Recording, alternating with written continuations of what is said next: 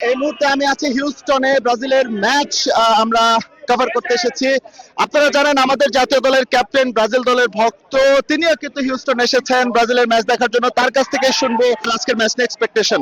Jamal, what is your expectation? আজকে কি করবে ব্রাজিল? ব্রাজিল জিততে হবে, আর কিছু না ভাই, শুধু জিততে হবে, এটাই না। কি মনে হয় আসলে ব্রাজিলের চ্যালেঞ্জটা কোন জায়গাতে আছে নিতে হতে পারে? চ্যালেঞ্জ হচ্ছে জাপানতে অনেক ভালো team, one of the best in Asia. So আর ওরা কালেক্টিভলি ওরা অনেক ভালো, আর ওরা অনেক রানিং করে, খুব ডিফিকাল্ট টিম টু বিট। কিন্তু আজকের ম্যাচে ভিনির কাছ থেকে আসলে প্রত্যাশা কি?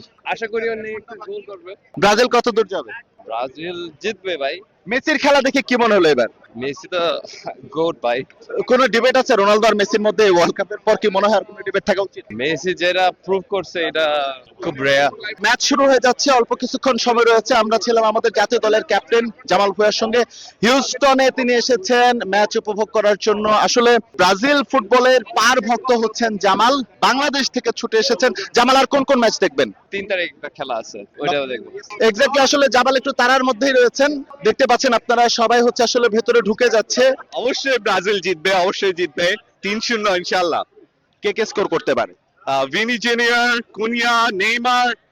নেইমারকে স্কোর করার জন্য আমরা দেখার জন্য আমরা মুখিয়ে আছি। সো হোপফুলি আজকে নেইমার মাঠে নামলে স্কোর করবে। বড় টিমকে আমি অলওয়েজ সাপোর্ট করি। Brazil is a big team, they should win this thing, they should continue at least until semifinal. আজকের ম্যাচটায় ভিনিসিয়াসের নৈপুণ্যে ব্রাজিল জয়লাভ করবে এবং রাউন্ড অফ 32 থেকে রাউন্ড অফ 16-এ জায়গা করে নেবে। হিউস্টন থেকে এস এম ইকবাল, সময় সংবাদ, যুক্তরাষ্ট্র।